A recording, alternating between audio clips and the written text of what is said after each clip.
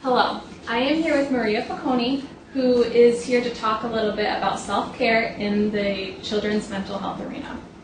Now, Maria, what has been your experience in seeing how people who work in children's mental health manage their self-care? It's kind of fascinating, really. I think that there are all kinds of possibilities with it, and I do think that looking for balance and finding balance really is incredibly important. And I think that there are varying responses to that. So, for example, I think some people are really good at self-care, but they don't always get commended for that.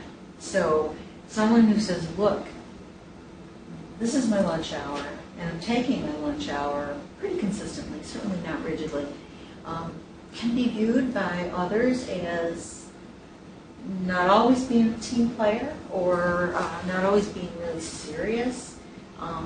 But I think that the way we think about it really is important and really makes a difference. So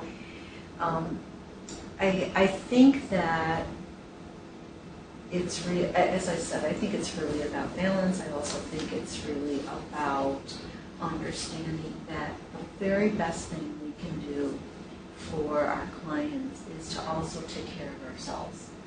And when we are rigid about that, that can be a challenge. And if we forget to take care of both ourselves and our clients, I think that people can get into trouble with that.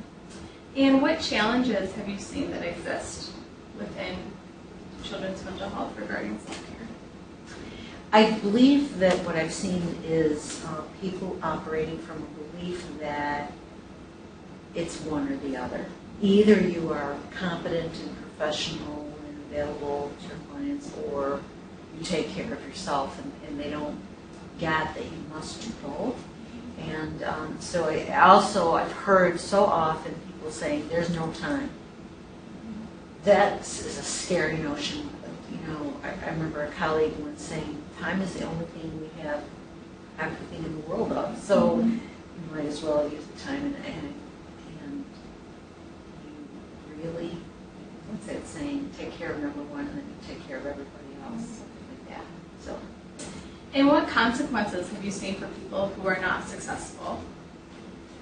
Well, I think we lose a lot of really good people with a lot of potential because they haven't found the balance, and so they decide they're going to go and fix computers, or they decide on a whole different career, and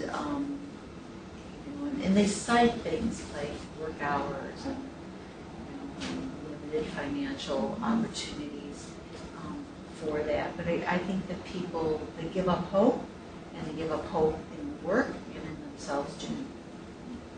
And in your own successful practice, what has worked for you in terms of self-care?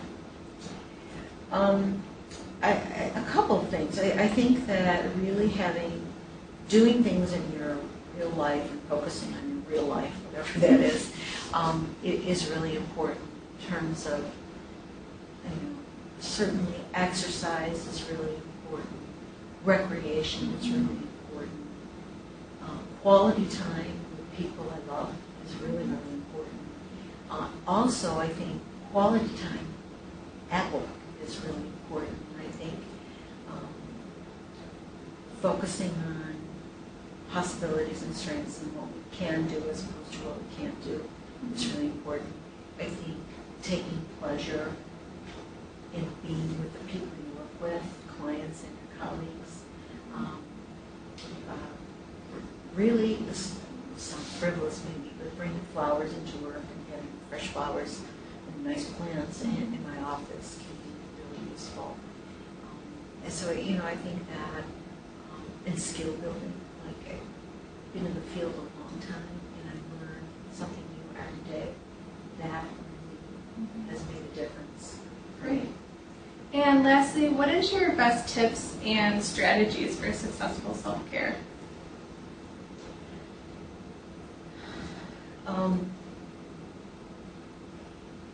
In some ways, I see this pie chart, you know, and there's this 24 hours in a day, Mhm. and so getting a good night's sleep Mhm. is really important.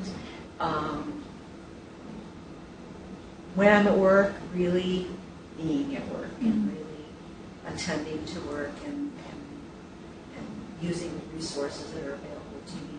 And then, you know, the hours that are not work and not sleep really need to be restful and or meaningful. So, you know, sometimes I have to read a lot of books for school and work, and so sometimes doing that outside, you know, on the front porch is really a good thing. So I think it's about balance and giving everything a true chance. So a good night's sleep, good day's work, good laugh, you know. Those things. Great. Thank you so much for coming. You're welcome. I really appreciate it.